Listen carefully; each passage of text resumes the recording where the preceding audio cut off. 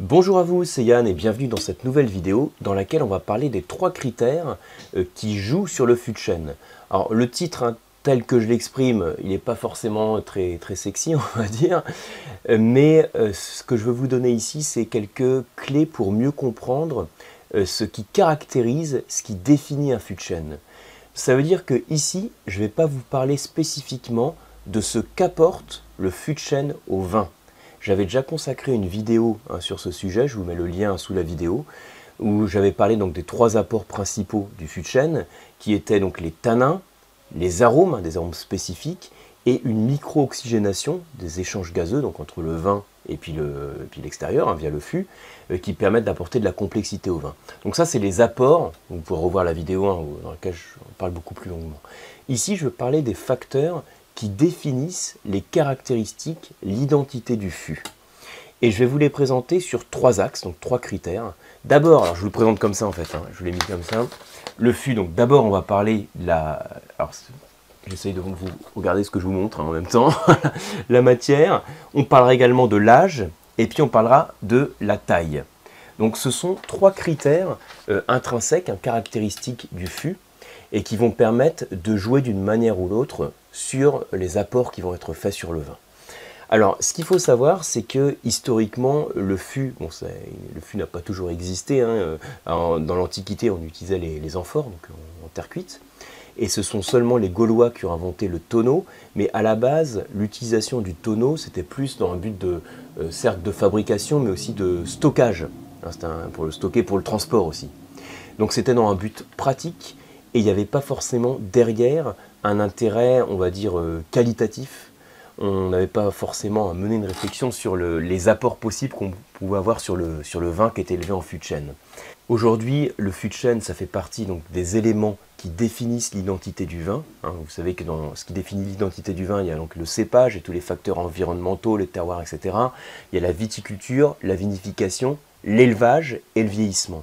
Et sur la phase d'élevage, on a donc différents contenants qui peuvent être utilisés, dont le fût.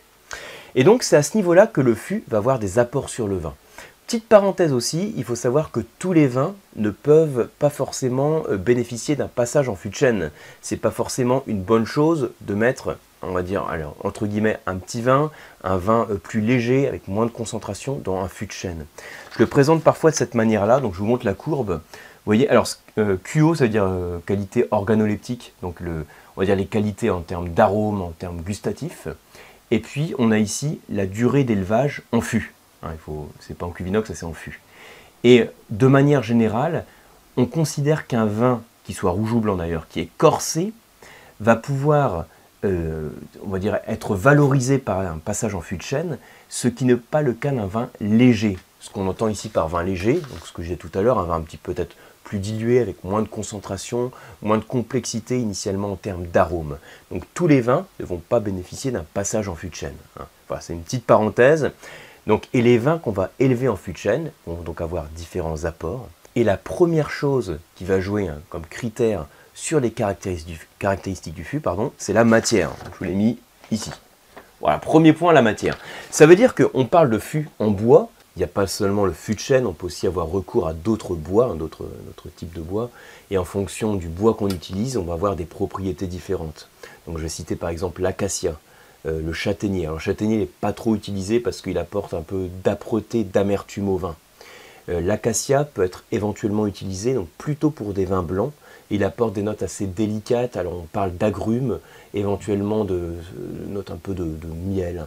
Donc on peut avoir différents apports en fonction du type de bois.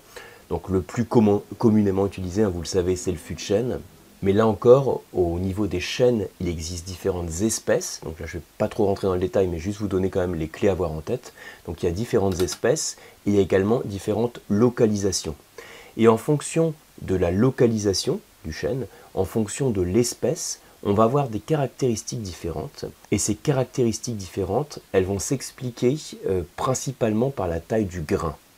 En fonction de la taille du grain, on va avoir des propriétés différentes sur le vin produit. Donc pour faire simple, on peut dire qu'il y a des grains qui sont fins, voire très fins.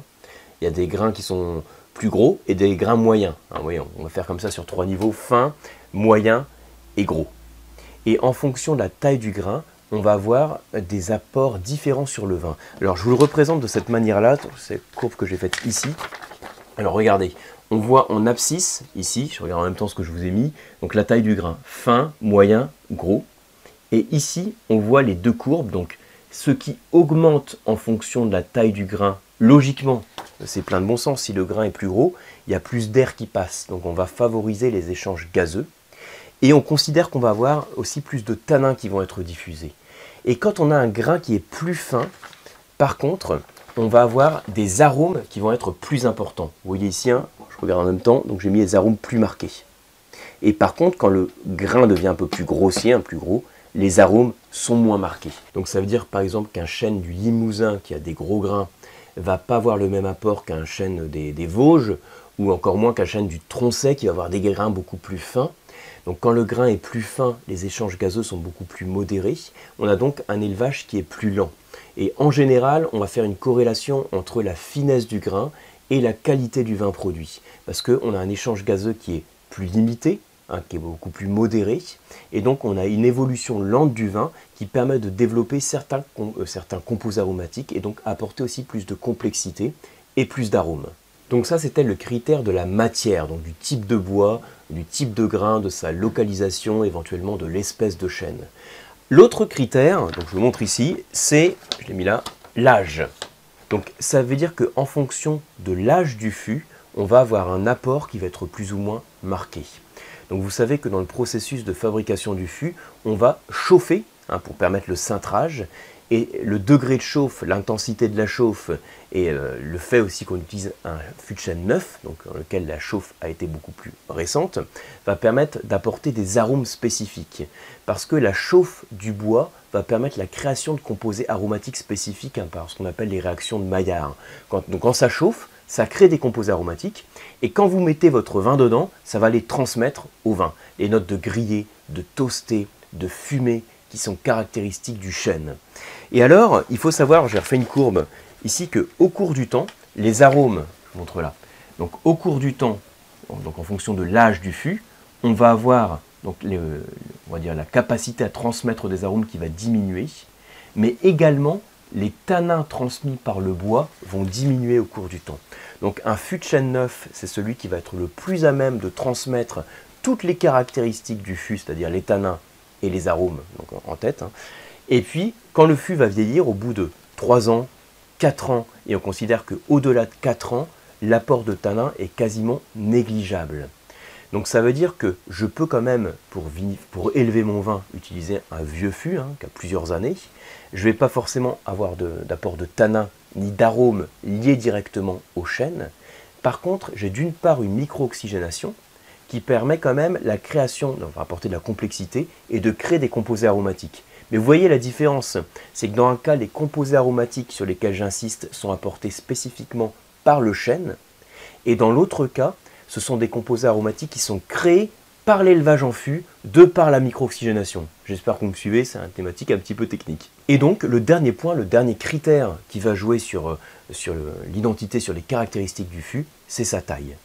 Donc l'idée à avoir en tête, c'est qu'il existe plusieurs tailles, hein, de fûts. Vous avez les barriques bordelaises ou bourguignonnes, qui font 225 litres ou 228 litres. Et puis vous avez ensuite des fûts qui sont beaucoup plus gros. Vous avez par exemple la notion de foudre. Donc là, le foudre, hein, ce qu'on appelle le foudre, là c'est un gros contenant, ça fait plusieurs tonneaux, ça peut être autour de 1000 litres. Et donc quand vous avez un volume plus grand de vin, ça veut dire aussi que l'apport va être moins marqué sur le vin. Plus le fût est petit, plus le vin va être impacté par le contenant. C'est ça un petit peu l'idée à avoir en tête.